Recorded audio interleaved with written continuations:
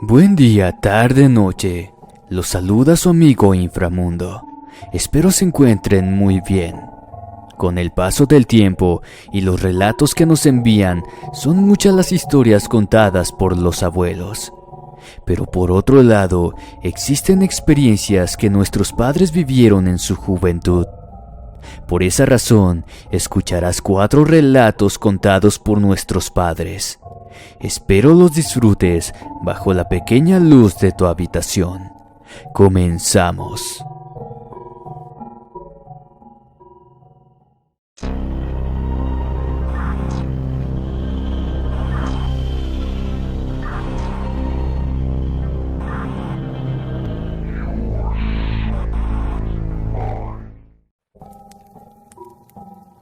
La tía Francisca.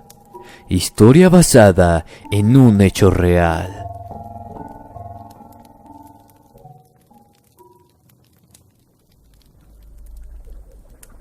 Muy buenas noches, Inframundo.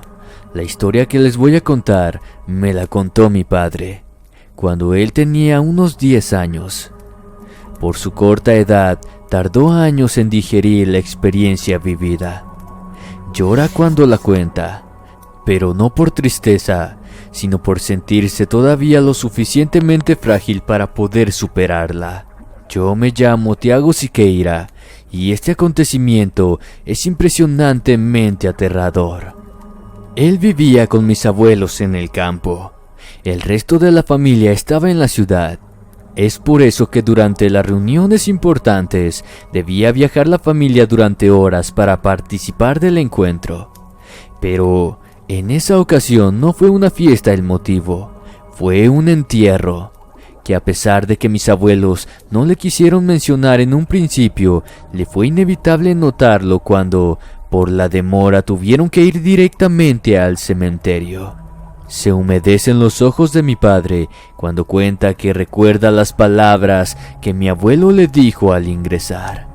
Le compró un puño de caramelos, lo sentó en un banquito que había en un jardín lateral y lo dejó allí diciéndole: «Quédate aquí, hijo, mamá y yo regresaremos en unos momentos». El cortejo fúnebre ya estaba en el lugar. Se dio cuenta cuando a lo lejos escuchó el llamado desgarrador de una mujer. Fue tan potente el grito que las golosinas cayeron en sus manos al escuchar. Trató de tranquilizarse, pero poco a poco su inocencia infantil comenzó a tumbarse con cada alarido que le calaba hasta el alma. Minutos después, y sin querer estar en ese solitario lugar, se puso de pie y empezó a buscar a mis abuelos. Ya estaba bastante asustado, pese a que nunca lo hacía, no le importó desobedecer la orden esa vez. Siguió el camino que vio recorrer a sus progenitores. Le pareció irónico y a la vez injusto, porque el recorrido lo conducía directamente a los ensordecedores llantos. Aún así prosiguió su búsqueda. Entre tumbas desoladas y aires fúnebres, contenía su llanto con la convicción de que, al llegar a los brazos de su madre, se sentiría a salvo. Los encontró junto al resto de su familia, rodeando un féretro que estaba a punto de ser sepultado. El alarido lastimero volvió a retumbar en sus oídos. Observó a la mujer que originaba aquellos estremecedores gritos. La conocía. Era su tía Francisca. La pobre mujer estaba acongojada, destruida, arrodillada entre los penantes parientes que se unían a su lamento. Mi abuela vio a mi padre al voltear. Corrió a abrazarlo y lo llevó lejos de tan traumática despedida. Lo acompañó sentada en ese mismo banco donde lo dejaron hasta que todo se acabó. La familia se reunió afuera del cementerio. Todos menos su tía Francisca, a quien aún escuchaba llorar desconsoladamente dentro del lugar frente a la tumba. Vio a mi abuelo dialogar con sus tíos para después despedirse de todos. Luego supo que era por el trabajo que no pudieron quedarse más tiempo con ellos. Mi padre Dentro de todo se sintió aliviado al salir de ese ambiente. Cuenta que sufrió malestar en todo el viaje de regreso, pues la experiencia lo dejó fuertemente traumatizado. Sin embargo, semanas después sufriría un impacto mayor, el cual terminó de sucumbir su mente cuando supo quién fue el pariente fallecido. Escuchó a mis abuelos hablar sobre la pérdida que acababa de tener la familia, que de seguro le sería difícil superar el fallecimiento de una mujer tan valiosa, pronunciando claramente el nombre de la tía Francisca.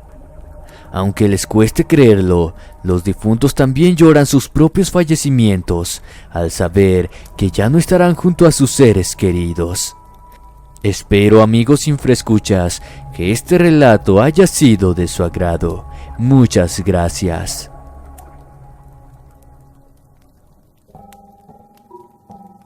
La mujer necrófila.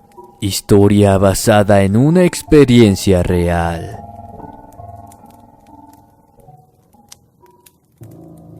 Mi padre se llama Armando Ortega. Hoy tiene 48 años. Fuerte como una roca, disfruta de la vida como si aún fuera un adolescente. Le pedí por mucho tiempo el permiso de poder compartirles la experiencia que les traigo, pues la vivió él cuando tenía unos 25 años de edad, 3 antes de que conociera a mi madre y yo naciera. Corrían los meses finales del año de 1997. Mi padre trabajaba en la concesionaria automotriz más grande de la ciudad. Le iba bastante bien, lo suficiente para disfrutar de su soltería como si no existieran responsabilidades para él. Una noche salió a bailar a un antro junto a mi tío. Tan libertino como él, no más que este último era un poco más centrado.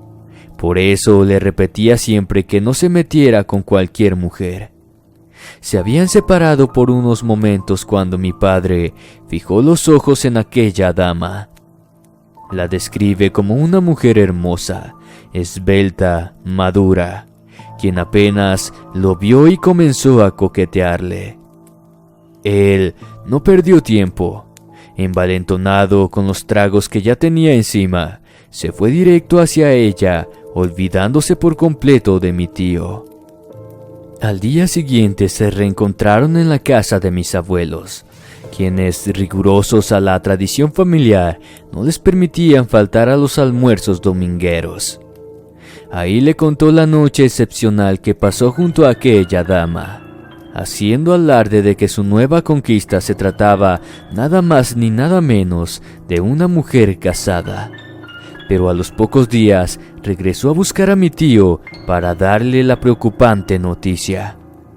Comenzó a desarrollar lo que parecía ser una infección en sus partes íntimas. Primero fueron las ronchas, después siguió un ardor al orinar, para terminar con un dolor ya incontenible. Mi tío lo acompañó con el urólogo, por supuesto guardando el secreto, puesto que si mis abuelos se enteraban del hecho, les esperaba un castigo eterno a ambos. El médico le hizo los estudios correspondientes. Entretanto, le recetó unas medicinas para aminorar la infección mientras esperaban los estudios. 2 días después, mi padre volvió a comunicarse con mi tío, esta vez muerto de miedo. Algo inexplicable le estaba pasando. Estando ya reunidos en su departamento, mi padre se quitó la camisa y le enseñó su espantosa condición. Tanto pecho como espalda estaban marcados con unas llagas que, según él, aparecieron de la noche a la mañana. Esa tarde fueron a la clínica para tratarse los nuevos síntomas. Coincidió con el día en que los resultados de los primeros estudios estaban listos. Al escuchar lo que tenía, los dejó sin respiración a ambos. Mi padre padecía de una infección ocasionada por unas bacterias que solo se encuentran en los cadáveres. De alguna forma había llegado a él, y era la que estaba provocando el deterioro de su salud. salieron completamente en shock de la cita médica. Mi tío le preguntó a mi padre si la mujer con quien tuvo su encuentro íntimo le habló más sobre su esposo. Él recordó que le había dicho que éste trabajaba en la morgue del hospital en una ciudad vecina. En esos tiempos la palabra necrofilia no era tan pronunciada, pero al igual que hoy se le consideraba como la asquerosidad más grande que alguien pudiera cometer. Buscaron durante semanas a esa mujer, pero jamás la encontraron, hasta que, no teniendo más solución, decidieron enfrentar al repugnante de su esposo para denunciarlo. Recordaba el nombre completo de la mujer, por lo que no les fue difícil encontrarlo. Lo esperaron a la salida de su turno y lo encararon con insultos que casi terminaron en golpes. Solo bastó un momento para que, en medio de la discusión, el mencionado marido les dijera algo que casi les provoca un infarto. Él les aseguró no ser ningún enfermo mental para hacer eso, pero que era imposible que mi padre haya tenido relación con su esposa, porque ésta ya llevaba 3 años de fallecida.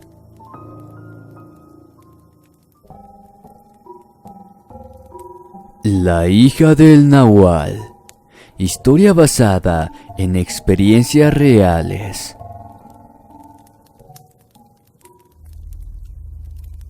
Mi padre es policía. Tal vez este relato sea el más saturado de siniestro temor que escuché de él. Mitad sobrenatural, mitad realidad. Eso lo decidirán ustedes del otro lado de la pantalla. Pero yo sé que es real. Las manos de mi padre todavía tiemblan cuando lo cuenta.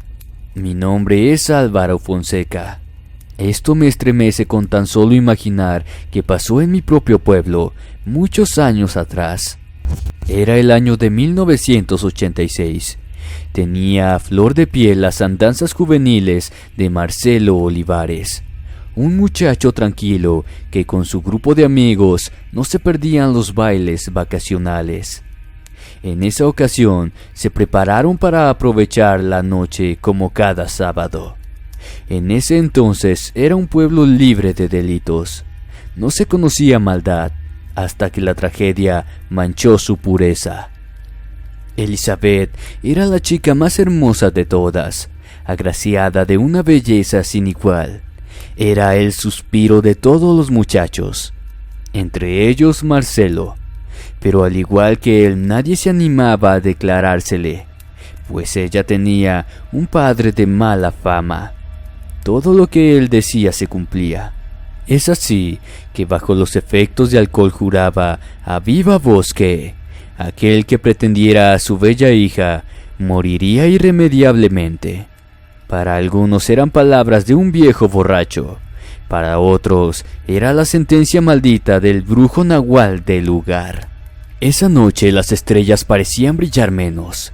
La luna se ocultaba detrás de nubes opacas, como anunciando a gritos lo que más tarde sucedería. Pero para los jóvenes nada podía quitarles la alegría.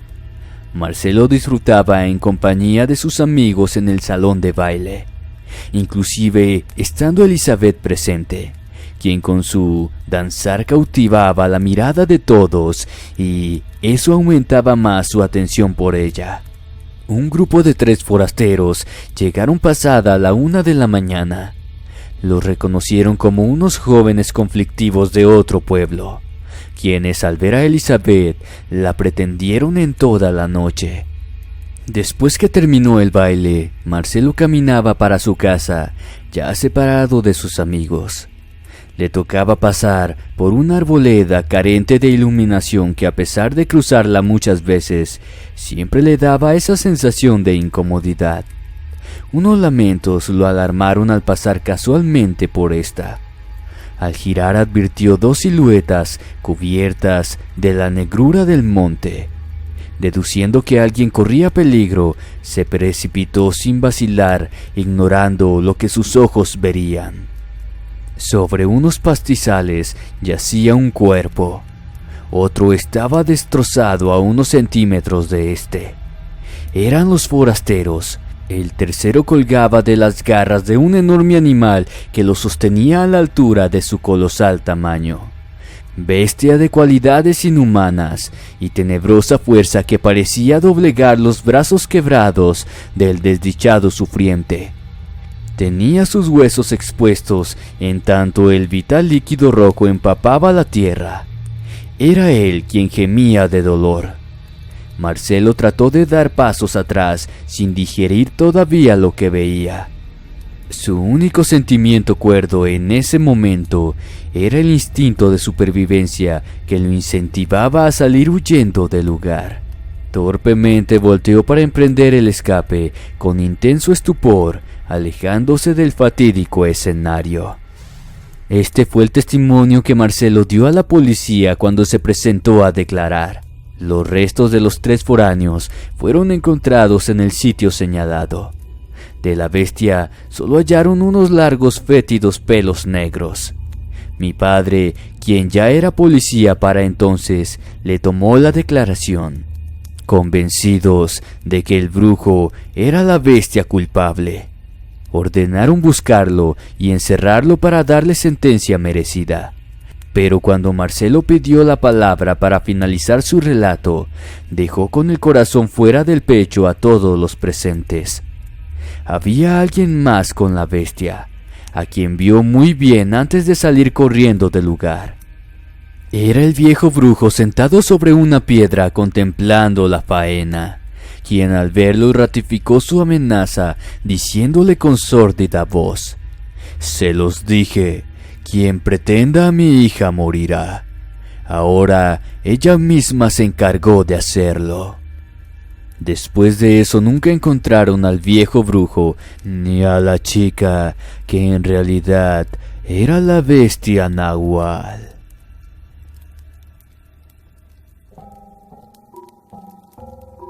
El Cordero Nahual. Historia basada en una anécdota real.